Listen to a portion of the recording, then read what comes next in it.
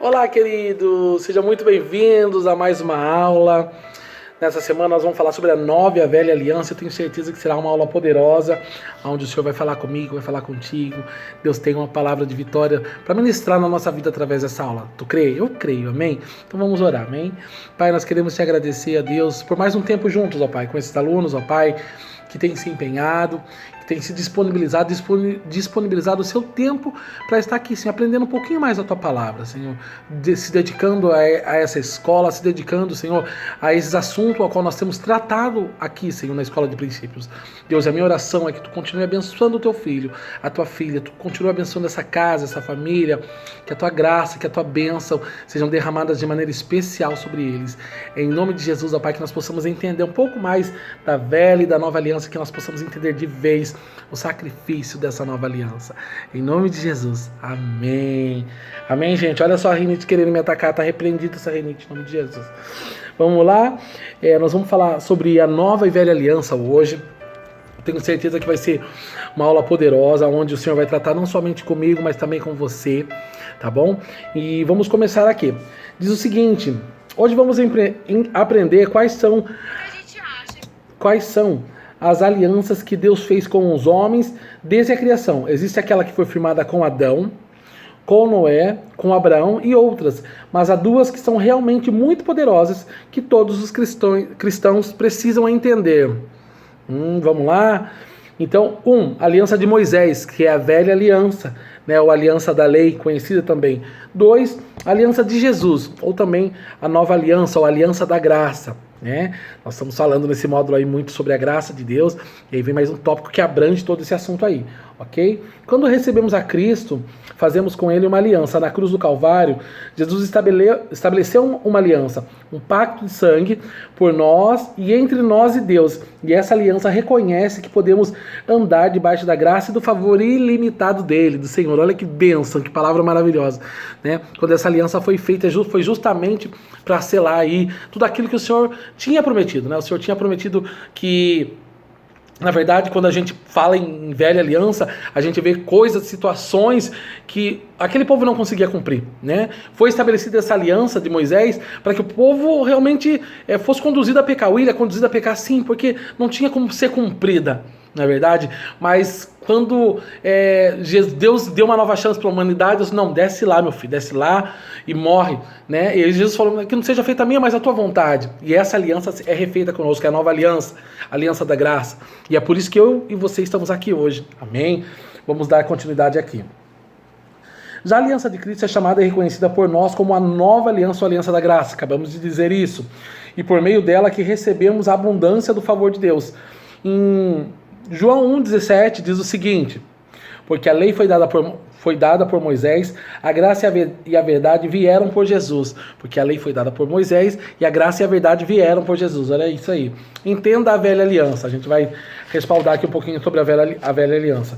Quando o povo de Israel ainda era escravo no Egito, aquela história que você já conhece, eu acredito que você já conheça, né?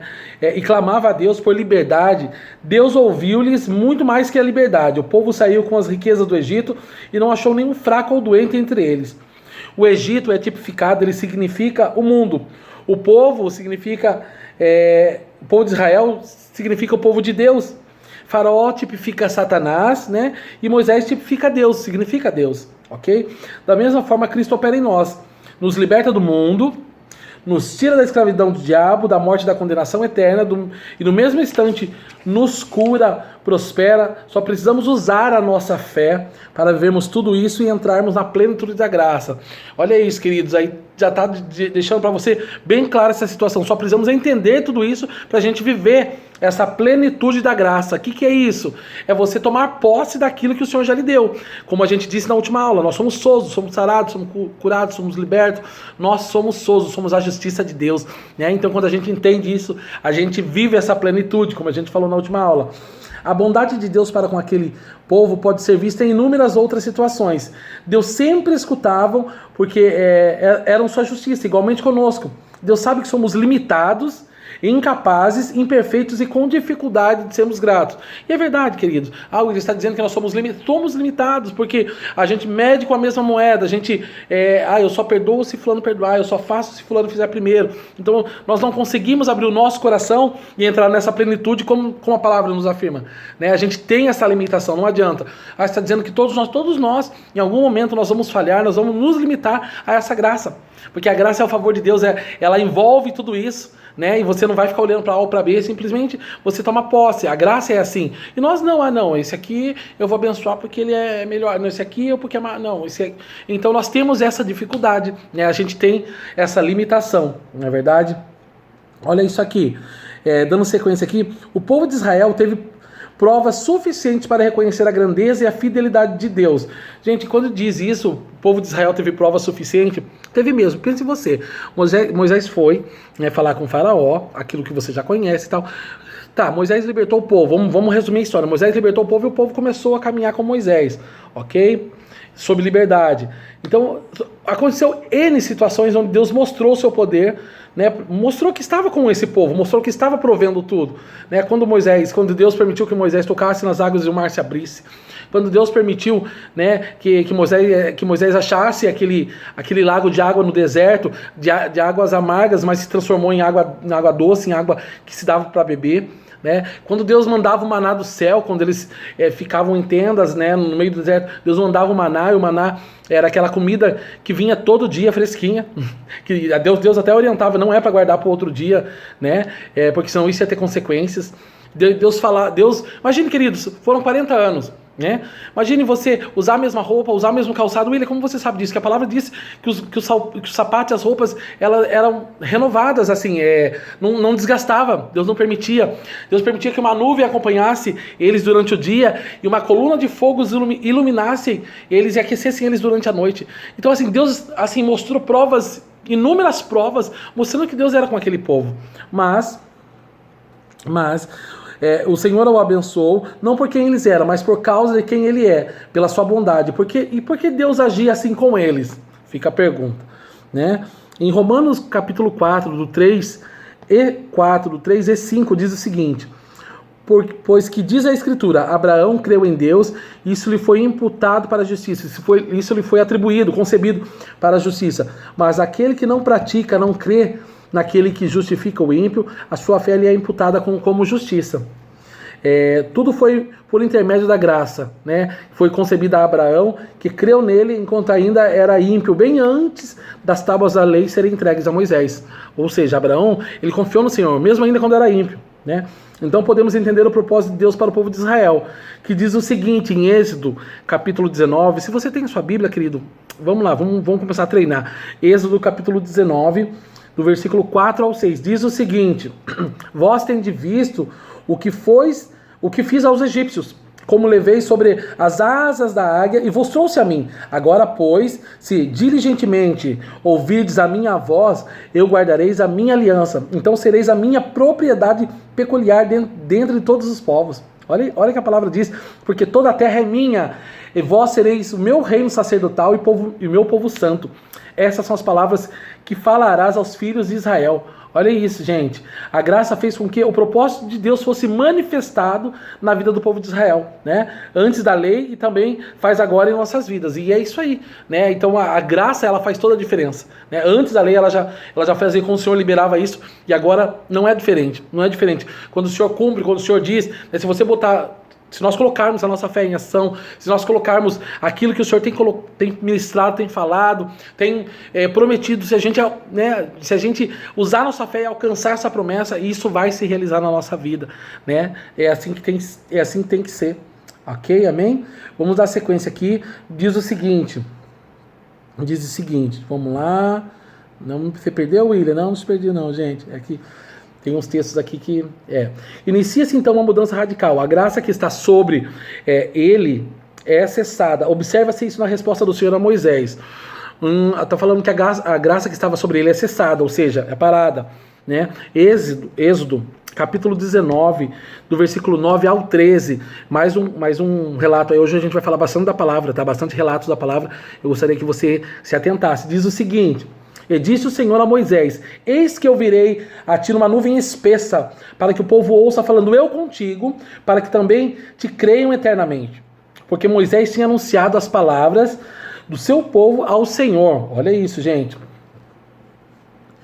Moisés, seu povo ao Senhor. Vai ao povo e santifica-os hoje e amanhã, e lavem eles as suas roupas, e estejam prontos para o terceiro dia, porquanto no terceiro dia o Senhor descerá diante dos olhos de todo o povo sobre o monte Sinais. Olha isso. Perdão. E marcará limites, repito, e marcará limites ao povo em redor, dizendo: guardai-vos, não subais ao monte, nem toqueis em seu termo. Né? Tudo aquele que tocar no monte certamente morrerá. Olha o que o Senhor diz: nenhuma mão tocará nele, porque certamente será apedrejado ou açoitado. Quer seja animal, quer seja homem, não viverá soando a buzina longamente. Então subiram ao monte, diz isso na palavra. O mesmo Deus que havia libertado esse povo lá do Egito, né? Que havia curado, que havia prosperado essas pessoas, né?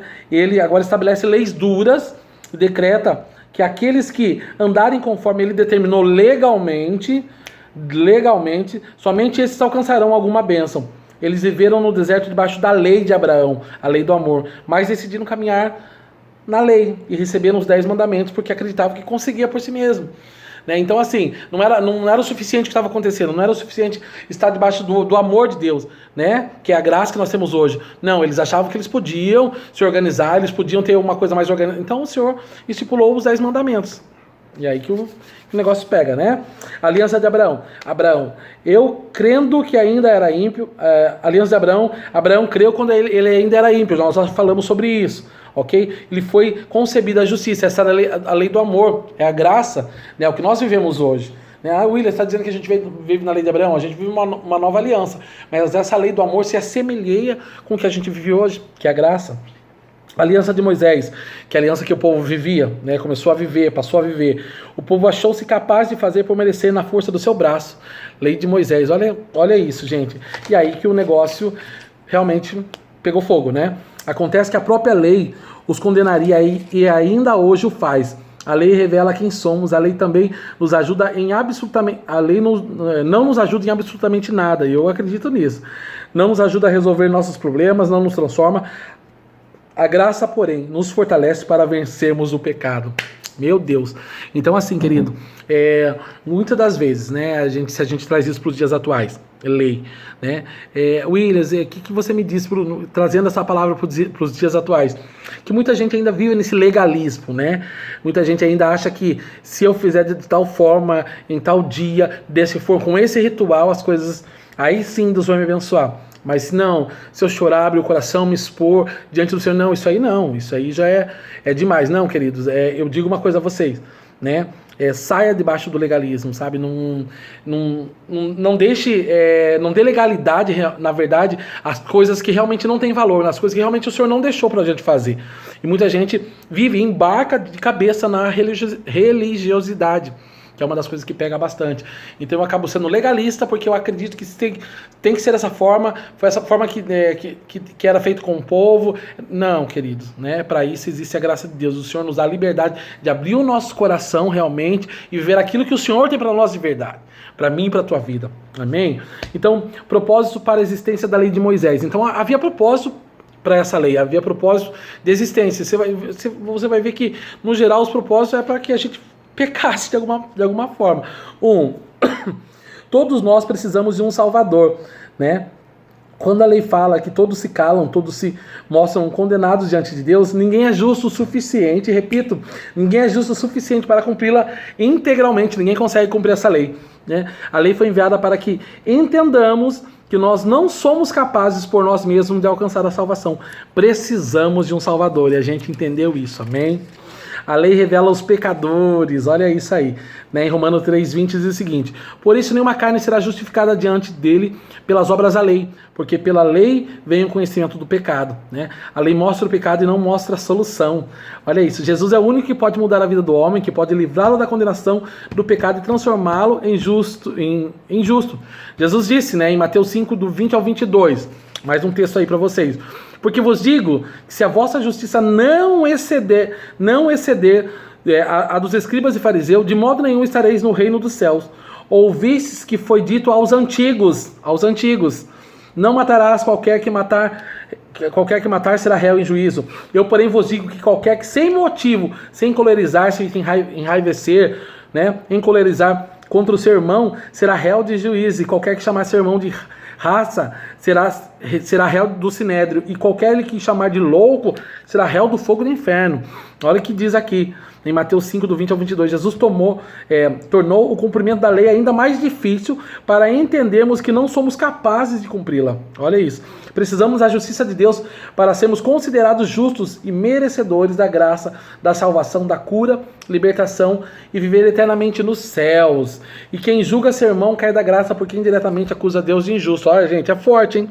E quem julga seu irmão cai da graça porque indiretamente acusa Deus de injusto. Então, assim, quando nós falamos ali nas aulas anteriores sobre o julgamento que nós fazemos, né? Ah, mas eu não tô, né? Quem sou eu para julgar dessa forma? Você já está julgando, né? E a palavra diz que quem julga seu irmão cai da graça, ou seja, né? Essa graça é retirada dessa pessoa. Por quê? Porque indiretamente você está acusando Deus de injusto. Você acha que você tem merecimento, ou você tem um olhar, um posicionamento melhor do que Deus. Não, mas eu acho que tem que ser dessa forma. Queridos, que a palavra nos diz, não julgueis para não ser julgados na mesma medida, então não julgueis. Ok? Que a gente possa entender isso. Tá? 3. A lei de Moisés foi dada para aumentar o pecado. Olha isso, a lei de Moisés foi dada para aumentar o pecado. Né? Ao enfatizar a lei, o pecado se mostra mais abundante na vida do crente. Ao enfatizar a graça e a justiça de Deus, se manifesta na vida dele. Isto é, quanto mais pregamos e ensinamos sobre a lei, mais o povo quem lideramos é levado a pecar. Ou seja, não ensine a lei. O que é lei, William? Tudo aquilo que não é a palavra, né? Tudo aquilo que é o achismo, né? Não, a religiosidade. Não, querido, né? Pregue a palavra.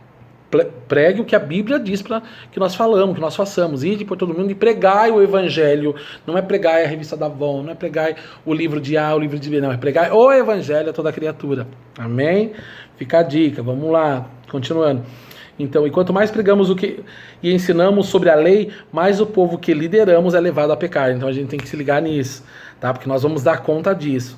Mas quanto mais ensinamos e falarmos sobre a graça, acontece em escalas muito maiores libertação, prosperidade, porque a justiça de Deus se manifesta, né? Um livro do pastor Michael, que ele lançou em 2016, tem essa frase. Ora, o aguilhão da morte é o pecado e a força do pecado é a lei, mas a graça de Deus que nos dá a vitória por nosso Senhor Jesus Cristo. 1 Coríntios 15, 56 e 57. Né? 4. A lei é perfeita para aquilo que ela foi enviada. A lei nos faz entender que nós não somos santos, nem justos, nem bons. Ela não resolve, apenas revela onde temos perecido. A lei só revela onde temos perecido. Qual é o nosso pecado? Ela escancareia, ela espelha isso para nós. Amém? 5. Jesus morreu para cumprir toda a lei, derramar sobre nós a sua graça e nos tornar justos. Olha que maravilha. Hebreus 7, 18, 19, mais um versículo aí para você poder acompanhar na tua Bíblia. Diz o seguinte, gente, olha que maravilha. Porque o precedente mandamento é abrogado por causa da sua fraqueza e inutilidade. Pois lei nenhuma coisa a aperfeiçoou, ou seja, nenhuma lei aperfeiçoou, não aperfeiçoou nada.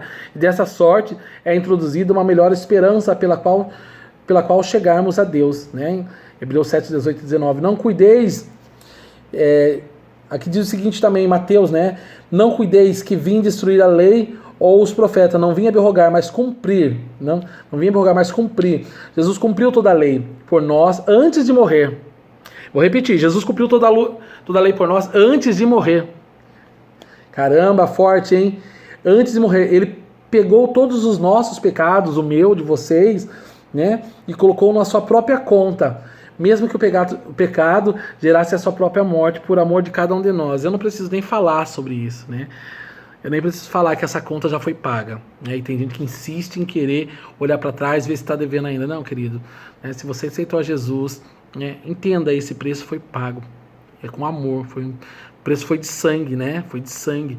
Mas esse sangue, ele se tornou em amor para mim e para você. Então, assim, não tem por que a gente ficar questionando A, B ou C, ou querendo, ou se vitimizando. Não, querido, entenda que a graça do Senhor, ela nos cobre, a graça do Senhor, ela nos alimenta, a força do Senhor, a sabedoria do Senhor, ela vem sobre nós, tudo através desse sacrifício feito lá na cruz. Amém? E para a gente finalizar, a gente vai falar um pouquinho aqui também sobre a nova aliança, que é essa aliança que foi exatamente paga com preço de sangue, né? Deus estabeleceu uma nova aliança com o homem e com o homem a justifica. A justifica o seguinte, Hebreus 8, 6, 8, mais um versículo para você aí ver na tua Bíblia. Mas agora alcançou ele ministério tanto mais excelente quanto é mediador de uma melhor aliança que está confirmada em melhores promessas. Porque se aquela primeira fora irrepreensível, nunca se teria buscado lugar para a segunda. Olha isso, hein, gente? Porque repreendendo, lhe diz: eis que virão dias que o Senhor em que com a casa de Israel e com a casa de Judá estabelecerei uma nova aliança. Amém? Deus determina como ela será vivida por nós. Em Hebreus 8 ao 10, 11, como que nós devemos viver essa nova aliança? Porque dessa é a aliança que depois daqueles dias eu farei à casa de Israel. Preste atenção, diz o Senhor. Porei as minhas leis no seu entendimento e em seu coração, e as escreverei. Eu lhes serei por Deus e eles serão por povo. Então ensinará a cada um ao seu próximo. Olha aí, nem cada um ao seu irmão dizendo: conhece o Senhor, porque todos me conhecerão, desde o menor até o maior. Meu Deus. A palavra chama aliança de lei, de ministério da morte, porque trouxe sobre Moisés uma unção transitória, né, na verdade, porque ela era falha, não poderia manter a glória de Deus sobre o homem. Chama aliança da graça do ministério da justiça, é criado para que a glória de Deus permaneça sobre o homem. E aí a gente já está terminando, mas tem mais algumas passagens que são interessantes, que é em 2 Coríntios, capítulo 3, do versículo 7 ao 9. Diz o seguinte: e se o ministério da morte, gravado com letras em pedras, veio em glória de maneira que os filhos de Israel não podiam fitar os olhos na face de Moisés por causa da glória do seu rosto, qual era transitória, como não será a maior glória do ministério do Espírito? Porque se o ministério da condenação foi glorioso, muito, eu digo a vocês, muito mais excederá em glória o ministério da justiça. Amém, queridos? Glória a Deus, né, por essa passagem de 2 Coríntios. Deus nos faz mortos para a lei. E aqui ele dá um exemplo, né, que fala em Romanos 7, do 3 ao 4. Olha o exemplo que ele dá sobre a morte da lei. De sorte, vivendo o marido, será chamado adúltero se for de outro marido. Mas morto o marido, livre está dessa lei. Né? Se o marido morrer, livre está dessa lei. E assim não será adúltera se for de outro marido. Assim, meus irmãos, também vós estáis mortos para a lei, pelo corpo de Cristo, para que sejais de outro, daquele que ressuscitou entre os mortos, a fim de que demos frutos para Deus. Então, assim, querido, nada, nenhuma religião, né, nenhuma palavra maldita pode embasar, pode te segurar, pode te aprisionar, né? A lei foi excedida, a lei foi extinta. Nós vivemos pela graça de Deus. Porque você fez um rito, porque você falou, porque você declarou. Em nome de Jesus eu declaro nessa aula, se houve algo parecido contigo, eu declaro: você está livre para prosperar, livre para poder amar o Senhor, para poder exaltar o seu nome, livre para poder reinar sobre essa terra, como o melhor dessa terra que é preparado para mim e para você. Amém, querido? Não se prenda a essas coisas, a mínimas coisas. Não se prenda à religiosidade. Não se prenda eu acho, eu devo. Não, o que a palavra diz? Vá na palavra. A palavra confronta, a palavra traz verdade, a palavra traz libertação. Né? A palavra diz: e conhecereis a verdade vos libertará. Amém? Já estamos encerrando aqui, né? Ainda quero dar aqui para vocês o seguinte: Deus determina que vivamos sob a lei do amor, debaixo da lei do amor, ok? Em João 3,16, né, diz isso, né? A igreja do Senhor Jesus precisa ser conhecida pelo amor, porque Deus amou o mundo de tal maneira que deu seu Filho unigênito para que todo aquele que nele crê não pereça, mas tenha a vida eterna. Amém, querido? Creia no Senhor. Jesus vai transformar a tua casa, a tua vida, a tua história. Eu creio. Somos salvos, libertos, curados. Somos prósperos pelo amor de Deus. Somos a justiça de Deus em qualquer situação e desafio durante os períodos de bonança ou calmaria. Está dizendo que nós seremos mais que vencedores em todas as situações, seja pandemia, seja quarentena, seja o que for, querido. Deus está comigo, Deus está contigo. Ele está no controle de tudo, em nome de Jesus. Amém? Não deixe que essa velha aliança te contamine. Não, mas viva a nova aliança, viva o amor de Cristo, fique debaixo do amor do Senhor. Amém, glória a Deus. Deus abençoe a tua vida, a tua casa. Vamos orar para a gente finalizar essa aula. Pai, nós queremos te agradecer, Deus, por esse tempo, Pai, de aprendizado. Deus, nós sabemos, ó Pai, que em tudo tu tens um propósito, Deus. E, Senhor, ao ministrar essa aula e ao receber essa aula ministrada, como os alunos farão, ó Deus, eu tenho certeza que algo novo o Senhor vai revelar para eles, ó Deus. Pai, em nome de Jesus, que nós possamos ser libertos, ó Pai, de toda religiosidade, Senhor, de toda a indução, ó Pai, do maligno, toda palavra, Senhor, que tenta aprisionar. Em nome de Jesus, eu declaro libertação, eu declaro, Senhor, que eles viverão algo novo, algo sobrenatural, que eles são livres em Ti, Senhor, para prosperar, Senhor, que eles são livres em Ti, Senhor, para reinar nessa terra, Senhor, como o melhor dessa terra, com uma palavra de vitória, Senhor. Nós temos essa palavra e nós tomamos posse, porque assim, a Tua lei, a Tua nova lei, Senhor, a Tua nova lei, Senhor, ela perpetua em nossos corações, Senhor. Obrigado, Senhor. Obrigado por essa lei do amor, Senhor. Que é a lei, Senhor, que nós estamos debaixo da Tua graça, debaixo da Tua presença, da Tua segurança, Deus. Em nome de Jesus, eu abençoo a cada família, a cada aluno. Amém. Deus te abençoe, meu querido, minha querida. Que prazer estar contigo, mais uma aula. E olha só, temos um dever de casa. William, eu quero que você me responda aí o seguinte. Quais são 1, 2, 3... 4, 5. Quais são os 5 propósitos para a existência da lei de Moisés? Tem na lição os 5 propósitos para a existência da lei de Moisés. Eu quero só os tópicos. Quais são os 5? Então tá, espero que você me envie ali pelo WhatsApp. Beijo no teu coração e até a próxima aula, em nome de Jesus.